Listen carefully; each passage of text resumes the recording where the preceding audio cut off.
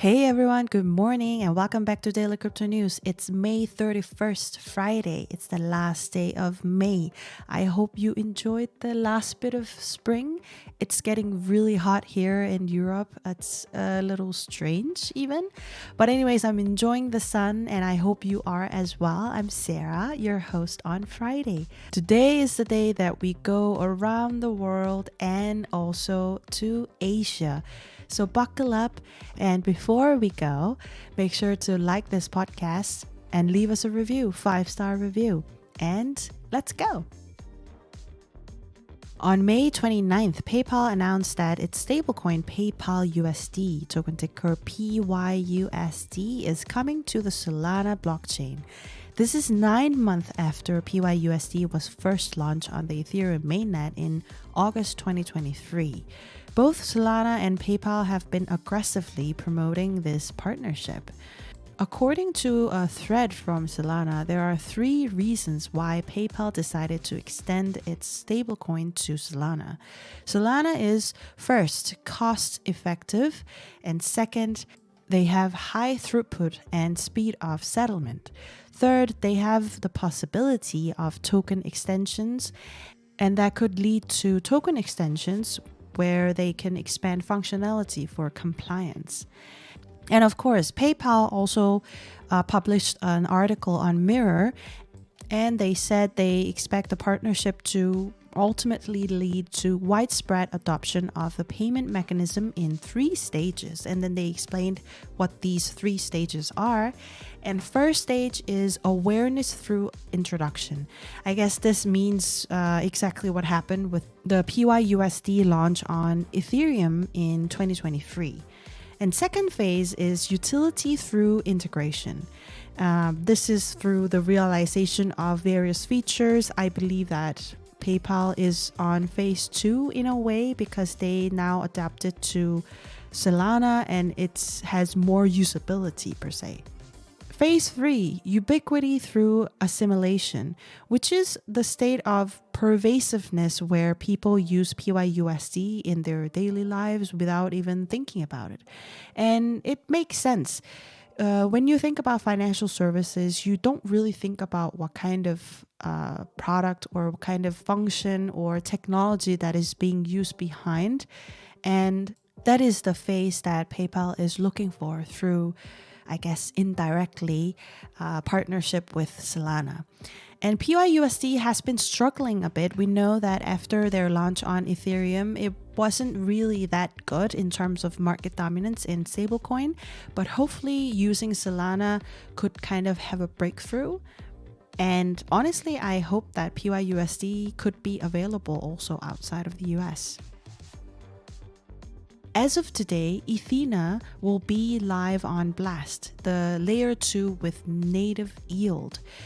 And here are some projects who support this news and integration of USDe. And they had a bunch of projects, so let me make a list of this. First is Thruster Finance, and they have a LP pool with USDe and SUSDe paired with USDB.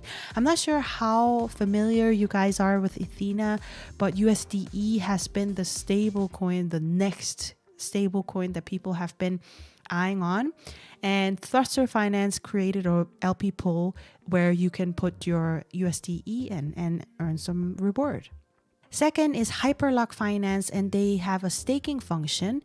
Juice Finance has borrow function against USDB, and Orbit Landing Protocol has the function to supply USDe to borrow. And Init Capital provides leverage looping, essentially supply of USDe and SUSDe. And Particle Trade, you can deposit USDe to get some yield. Finally, Stargate Finance has a bridge function from Ethereum to Blast L2.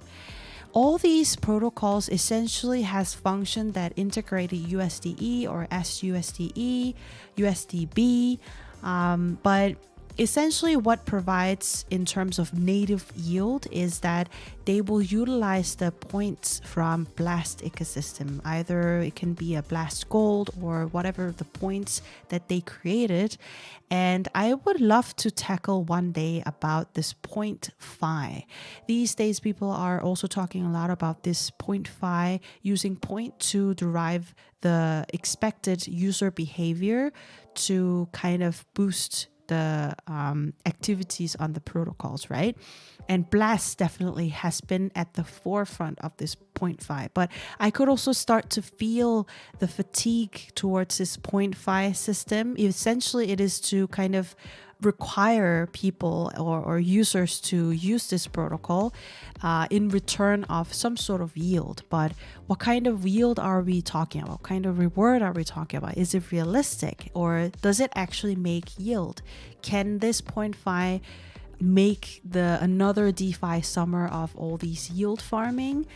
All this is remaining as a question mark to me.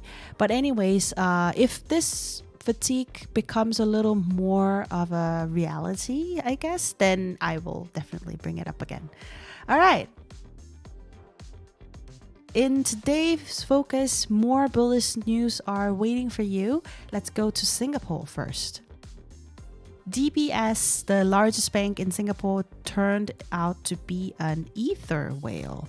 According to the on-chain analytics firm Nanse, the blockchain address starting with OX9, supposedly owned by DBS, held 173,753 ETH, worth $647 million at press time on May 30th. Of course, I'll put the Etherscan link in the show note and you can look at it. They have a bunch of tokens. DBS is not new to crypto and offers a range of services, including digital asset custody, a trading exchange for security tokens, and a portfolio management app for both traditional and crypto assets. They have been mentioned many times in the crypto media, so it's not new. However, DBS did not actually have this position on their book, said the bank's spokesperson. But in a way, the Nanse works. They follow smart monies, big monies, and whale money. So in that sense, whether or not DBS is actually an ETH whale, it's cool to follow where the money goes from this big fat wallet. According to an interview published by the People's Bank of China, the Deputy Governor Tao Ling discussed the future steps of promoting the Chinese yuan in the global market and how it can be further internationalized. And it seems like the bank will continue to support the development of offshore Chinese yuan market and cross-border payment system. And you guys all know that yuan, the RMB, is really not the currency that you can use outside of China. It takes a great effort, a big amount of paperwork to move around the currency. I have shared a story from my Chinese friend where it was very, very hard to even use RMB to buy crypto and bringing outside of even China. But anyways, but all that aside, given yuan has become the fourth most used currency for global payments, the third most used currency in trade financing, and the fifth most traded currency in foreign exchange markets, it should be logical to expand the usability of yuan internationally. But it has been hard. It has been challenging for sure.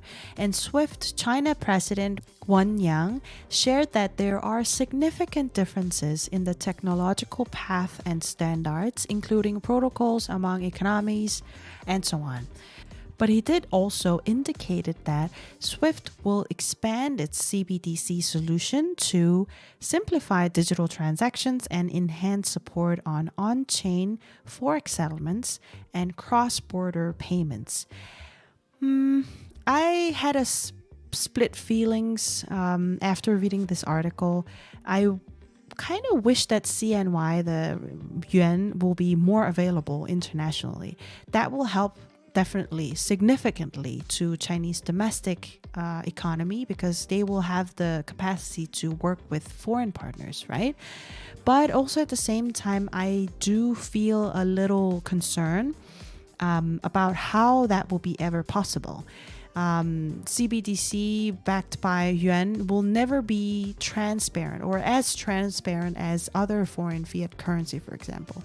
So how would that work? Would international market be able to trust the yuan flooding into international market more easily? How would SWIFT facilitate that without knowing that transparency is there? And on the other hand, in terms of crypto perspective, if these CBDC solutions are going to be developed by, let's say, blockchain companies, wouldn't it be also somewhat our crypto companies are looking for, like the bridge between the Web 2 and Web 3 world?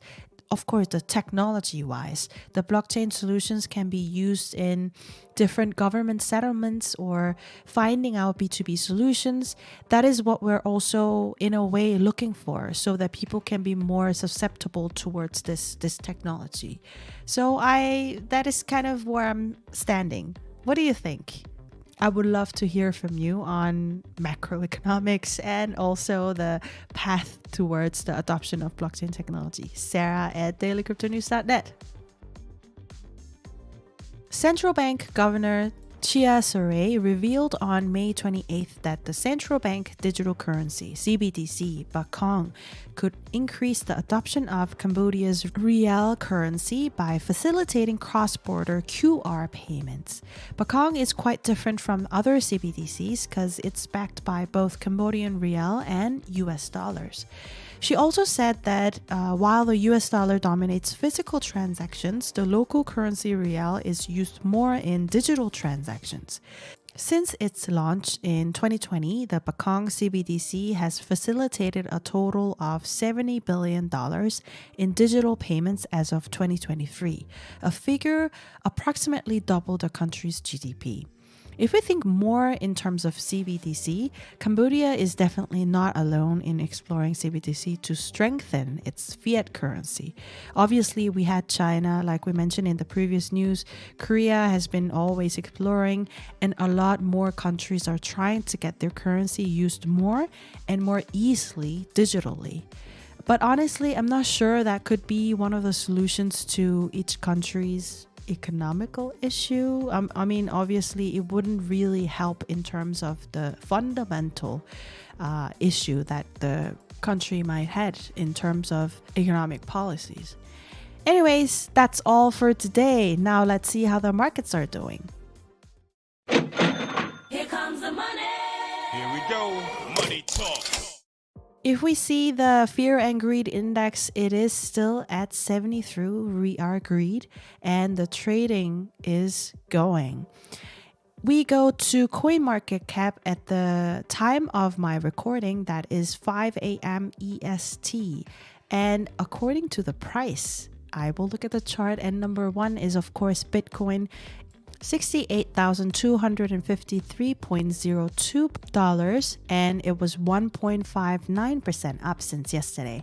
Number two, Ethereum, $3,737.71, 0.9% up since yesterday. Number three, Maker, $2,748.47, which is 3.49% up since yesterday. Number four, BNB, $591.86, 0.8% up since yesterday.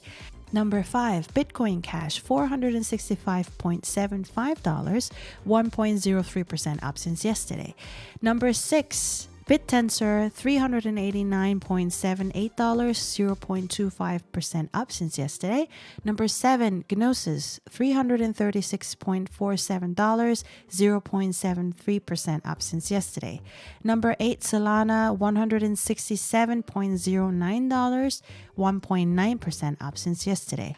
Number nine, Monero, $144.21, 0.91% up since yesterday. Number 10, Aave, $103 and it's 0.23% up since yesterday.